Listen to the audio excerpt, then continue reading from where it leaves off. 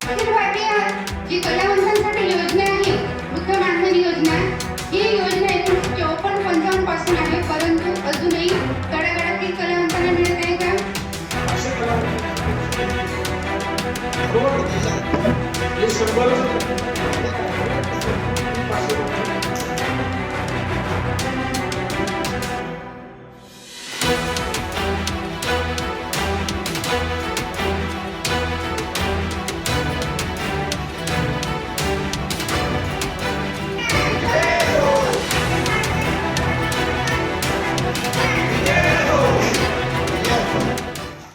नमस्कार.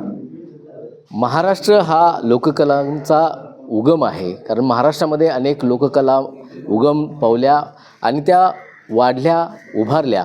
यामध्ये छत्रपती शिवाजी महाराजांच्या काळाच्या पूर्वीपासून या लोककला या महाराष्ट्राच्या भूमीमध्ये रुजलेल्या आहेत आणि त्या या माणसाकडून त्या माणसामध्ये पोहोचलेल्या आहेत, मुखोद्गत झालेल्या आहेत आणि या लोककलांची चांगली मोठी पार्श्वभूमी या महाराष्ट्राला आहे. या लोककलांच्या माध्यमातून जी संस्कृती आहे ती संस्कृती पोहोचवण्याचं काम या लोककलाकार आणि लोककलांच्या माध्यमातून गेल्या अनेक वर्षांपासून झालेलं आहे. परंतु कुठंतरी हा लोककलाकार उपेक्षित राहतो की काय, अशी अवस्था सध्या महाराष्ट्रामध्ये निर्माण झालेली आहे. कारण या लोककलाकारांना दिलं जाणारं जे मानधन आहे ते कुठंतरी तुटपुंज आहे आणि त्यामध्ये त्या लोककलाकाराची उपजीविका होत नाही.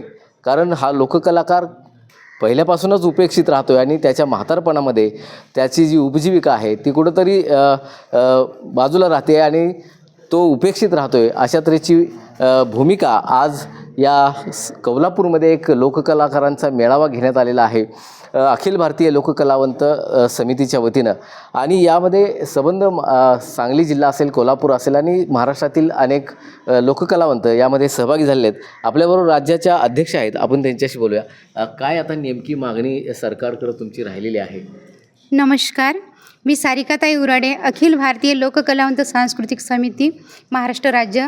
आमची मागणी आहे की आमचे जे कलावंत आहेत, ज्यांनी आतापर्यंत कला सादर करून समाजाची करमणूक करतात आणि शेवटी मग त्यांना म्हातारपणामध्ये अशी उपासमारीची वेळ येते, तर त्यांच्या मानधनात वाढ झाली पाहिजे.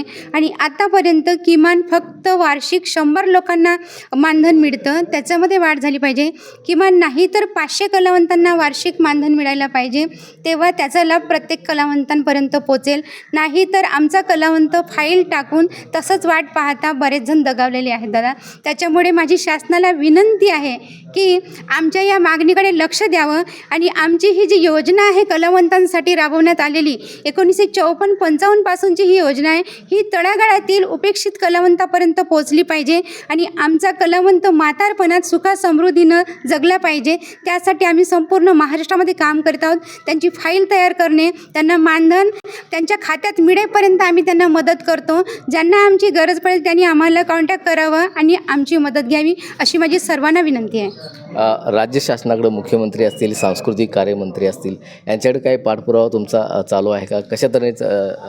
हो, आम्ही प्रत्येक जिल्ह्यातून जिल्हाधिकारी साहेबांमार्फत पत्र लिहिलेले आहेत की आमचं निवेदन किमान 500 कलावंतांचं मंजूर झालं पाहिजे म्हणून. आतापर्यंत नागपूर, चंद्रपूर, गडचिरोली, वर्धा प्रत्येक जिल्ह्यातून टाकलेलं आणि आज आम्ही सांगली जिल्ह्यातसुद्धा कलेक्टर साहेबांना निवेदन दिलेलं आणि हे निवेदन आम्ही स्वतः आता पुढल्या हप्त्यामध्ये सांस्कृतिक मंत्र्यांना सुद्धा देणार आहोत. नक्कीच आपल्यावर आणखी काही लोककलावंत आहेत, आपल्यावर डोळस शाहीर आहेत. आपण काय सांगाल आता, शाहिरीची काय परंपरा आहे आणि आता काय अवस्था आहे? प्रथमतः मी चंद्रकांत दादांना धन्यवाद देतो, कारण की मी यायचं कबूल केलं होतं. माझी मुलगी कोल्हापूरमध्ये, सकाळी मला थोडासा यायला उशीर झाला, पण येण्याचं कारण म्हणजे ताईंनी आता माझा नंबर वगैरे लिहून घेतलेले आहे. 2 वर्षापूर्वी समाज कल्याणला माझी फाईल अडकलेली आहे. माझा थोडासा परिचय, मी लोकधारा सिंगर, सॅन्सन मान्य लावणी रायटर, राज्यस्तरीय पुरस्कार, करांत पुरस्कार, लोकशाहीर पुरस्कार, सिने कलाजीवन पुरस्कार प्राप्त ज्येष्ठ अभिनेता, ब्रँड अम्बॅसिडर, नाटक, तमाशा, जागरण, गोंधळ, जिथं कमी तिथं आम्ही, आणि वय वर्ष 74.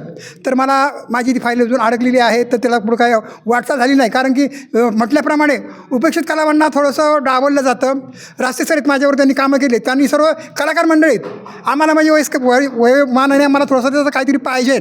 तर खरोखर आता आई जगदंबेला साक्षी ठेवून ताई भेटला, भगवती मला भेटला असं म्हणतो आणि माझ्या फाईलला कुठंतरी न्याय मिळावा, या मी एवढं बोलून मी दादांना खूप धन्यवाद देतो. आणि मला आजचा याचा माझा खूप चांगला व्हायला आईला जगदंबेला सर्वांना सुखी ठेव आणि आमच्या सर्व कलाकारांना आम्हाला यश दे, आम्हाला संपूर्ण महाराष्ट्रामध्ये आमचं असंच नाव गाजू दे. धन्यवाद. मी तुम्हाला ग्वाही देते. आपल्याबरोबर सध्या बाळासाहेब रास्ते आहेत, आपण त्यांच्याशी बोलणार आहोत. रास्ते सर, काय सांगाल, कारण या बळीराजा असेल किंवा लोककलावंत असेल यांच्यावर कायम तुमचं घनिष्ठ संबंध आलेले आहेत. त्यांचं जीवन, त्यांचं जगणं, त्यांची उपेक्षा हे सगळे तुम्ही जवळून पाहिलेत. काय वाटतं, काय शासनानं काय करायला पाहिजे? शासनानं सगळ्यात पहिल्यांदा हा जो सांगली जिल्हा आहे, या सांगली जिल्ह्याचं नाव ज्यांनी जगभरात पोचवलं असे या कौलापूर गावचे लोककलावंत काळूबाळू यांची खूप मोठी अशी ख्याती आहे. मला या आमच्या आजच्या कौलापुरातल्या लोककलावंताच्या या परिषदेच्या निमित्तानं शासनाकडे एकच मागणी करायची आहे की या काळूबाळूचं भव्यदिव्य स्मारक या कौलापूरच्या भूमीमध्ये व्हायला पाहिजे आणि ते स्मारक होण्यासाठी इथल्या मुख्यमंत्र्यांनी, इथल्या सांस्कृतिक मंत्र्यांनी पुढाकार घ्यायला पाहिजे. कारण ही गेल्या अनेक वर्षापासूनची मागणी आहे.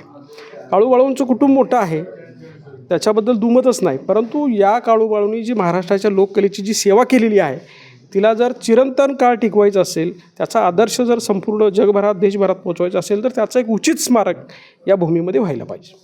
आत्ता जी जिल्हाधिकारी असतील किंवा प्रशासनाच्या माध्यमातून एक मागणी केली जाते लोककलाच्या माध्यमातून की प्रत्येक जिल्ह्यामध्ये 100 कलावंतांची निवड होते, त्या ठिकाणी 500ची व्हावी अशी मागणी होते.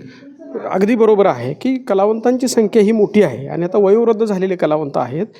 कदाचित ते कलावंत मानधन पोचण्यापर्यंतच या जगातून निघून जातील, हे जग सोडून जातील. म्हणून 100चा क्रायटेरिया हा 500 व्हायला पाहिजे, करून जेणेकरून ही जी मदत आहे इथं जे काय राहिलेले वयोवृद्ध कलाकार आहेत, एकतर वयाची अट्टा आपण अशी बघतो की तो पूर्ण जीर्ण झालेला असतो, मग उर्वरित आयुष्य त्याचं राहतंच किती असं, तर याच्यासाठी ही 100ची मर्यादा वाढून 500 करायला पाहिजे, ही रास्त मागणी आहे आणि या मागणीसाठी सुद्धा आम्ही पाठपुरावा करू. नक्कीच या निमित्तानं, या मेळाव्याच्या निमित्तानं महाराष्ट्रभरामध्ये जे लोककलावंत आहेत त्या लोककलावंता प्रत्येक जिल्ह्यामध्ये 100च लोककलावंतांची वार्षिक पेन्शनसाठी, मानधनासाठी निवड करण्यात येते. त्याऐवजी 500 लोककलावंतांची निवड करण्यात यावी अशी मागणी या मेळाव्याच्या माध्यमातून आज जिल्हाधिकाऱ्यांना निवेदन देऊन करण्यात आलेले आहे. आणि या संदर्भामध्ये मुख्यमंत्री असतील, ते सांस्कृतिक कार्य मंत्रालयाचे मंत्री असतील, यांच्याकडे लवकरच पाठपुरावा करणार असल्याचंही या निमित्तानं सांगण्यात येत आहे. मोहन राजमाने, नवराष्ट्र न्यूज, सांगली.